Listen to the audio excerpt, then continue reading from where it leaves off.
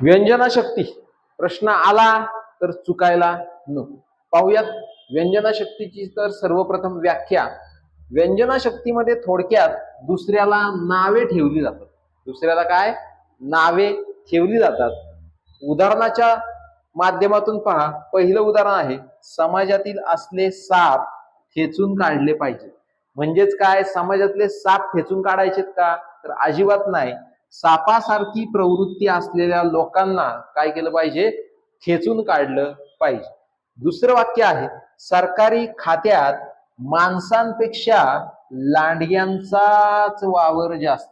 म्हणजे काय रे, लांडग्यासारख्या लबाड प्रवृत्तीच्या लोकांचाच काय आहे, सरकारी खात्यामध्ये वावर जास्त आहे. सर्वसामान्य नागरिकांना लुबाडणाऱ्या लांडग्या प्रवृत्तींचा वावर सरकारी खात्यात आपल्याला जास्त पाहायला मिळतो.